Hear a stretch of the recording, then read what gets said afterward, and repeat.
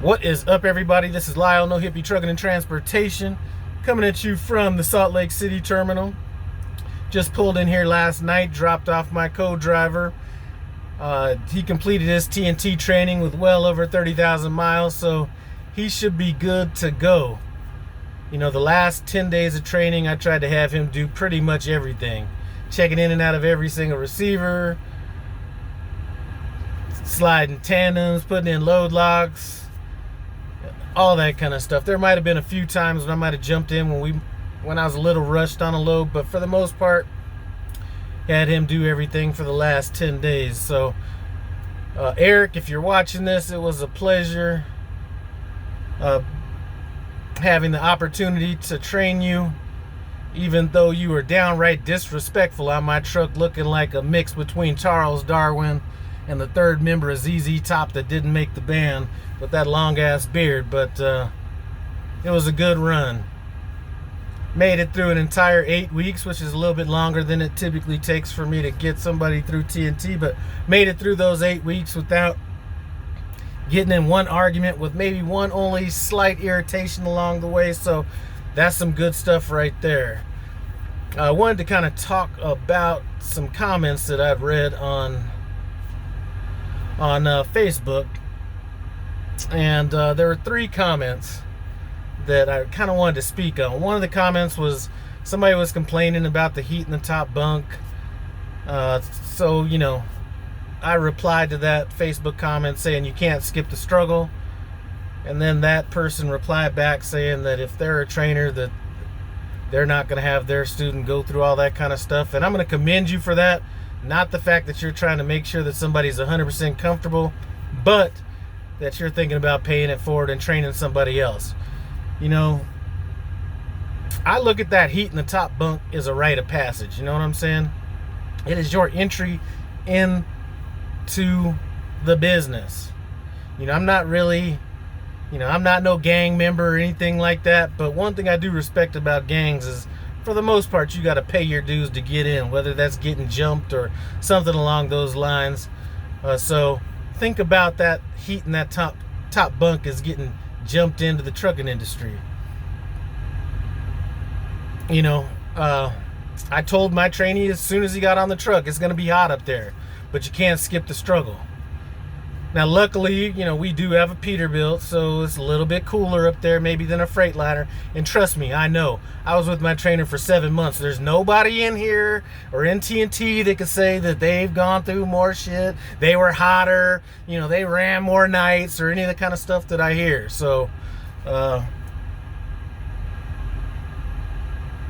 just say look at that heat in that top bunk as opportunity. You know what I'm saying? It's dealing with that heat that... Put it this way, you always hear old people saying that they walk to school uphill both ways and all that kind of stuff. If old people didn't go through any of the trials and tribulations they went through, they couldn't say those kind of statements. You don't hear any old people saying, I walk to school downhill both ways. Embrace that struggle. It's like 2.5 months max. I mean, I could deal with anything for 2.5 months, you know what I'm saying? And that top bunk is certainly a lot cooler than some of the other situations I was dealing with overseas. So I'll look at it like that. Another comment that I've read was somebody saying that they wanted to hurry up and get off their trainer's truck because they were tired of making their trainer or doing half the work and only making a certain amount of money. I forget how it was phrased. And you know what? No matter how good of a student you are not doing half the work. You might be doing half the driving, but you are certainly not doing half the work. You know what I'm saying? No matter how good of a student you think you are, you may be doing 40%.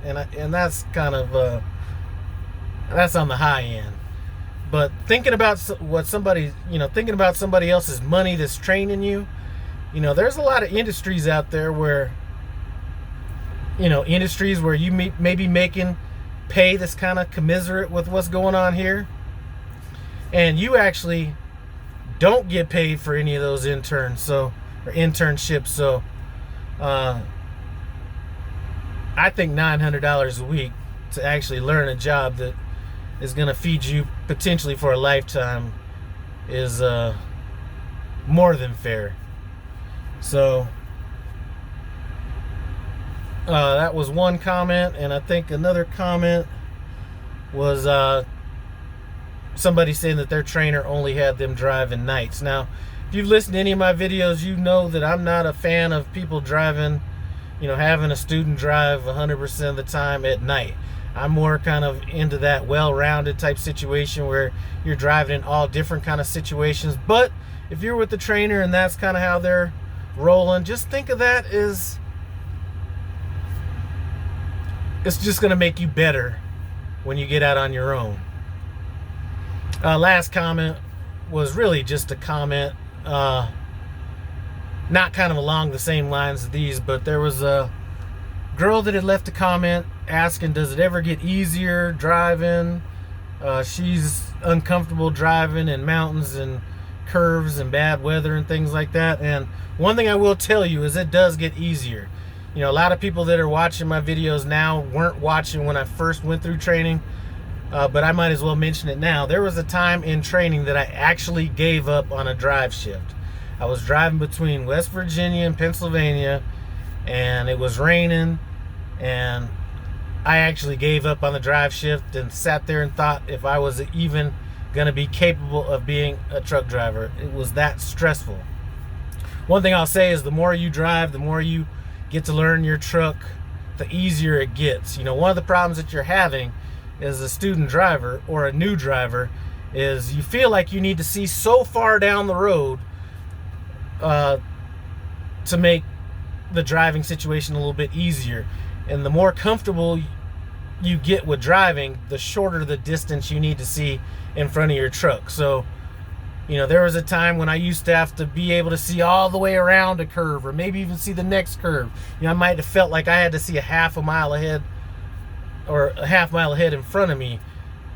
And the longer you start driving, or the longer you drive, the shorter that distance is. So that makes it easier driving in inclement weather, nighttime, things like that. One of the things I was telling my co-driver when we first started driving was don't turn on the high beams. Try to run without those high beams on as much as you can to train yourself to be able to drive with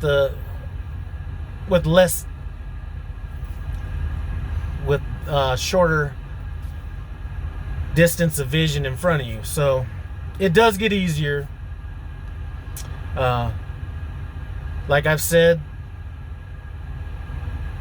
I've gone from wondering if this was a job that I could even do to thinking that this is about the easiest job you can have. Now, just because it's easy doesn't mean you don't make no boneheaded mistakes. And trust me, I just made a rookie mistake a few days ago. So it doesn't insulate you from doing anything crazy, but it does get easier to answer that question. So like I mentioned before in a previous video, I am going to be going home and doing a live video speaking about my situation with my first trainer. Like I said, if you're in TNT training or PSD training, there is nothing that you can say or that you've gone through that I haven't gone through. If people are saying, man, TNT training is too long, I did 7 months. Man, it's too hot, I spent all summer in that top bunk. I drove in all different kind of conditions. So I did that to make it easier for me when I got out on the road. People look at this 30,000 miles like it's a punishment or something like that. I embraced all that and took on more because I'd rather be overprepared than underprepared. You know what I'm saying? So we're going to do that video about my first trainer and the trials and tribulations I had with that. I'm going to do that as a live just because I think it's going to be a little bit easier. I might be remembering stuff like further along in the story, stuff like that. But I'm going to take off 3 weeks. One of those weeks, I'm going to rent a motorhome, run out to San Diego, and then I'm not sure how it's going to line up. I might take a week off before we do that to just relax. And then the next week, preparing my mind to get back out on the road. Questions about the Denver yard. You know, I just had a chance to speak to some people about the Denver yard.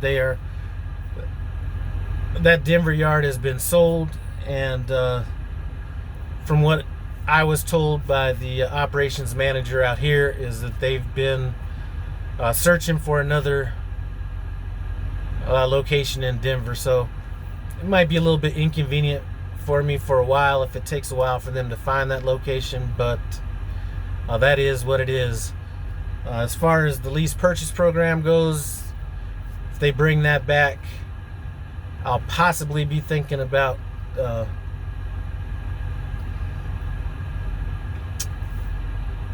getting another truck and then finding another driver for that truck as well. But those are my updates. Hopefully the next time you see me, I'll be a little bit more relaxed and go from there. Again, listen, you know, if you are in training, in TNT training, especially if you have a bad trainer, if you have a bad trainer, think of it as your responsibility to be that good trainer out there. You know what I'm saying? You could be out there rescuing that, you know, sort of like, you know, you're rescuing an animal or something like that. Think of it like that.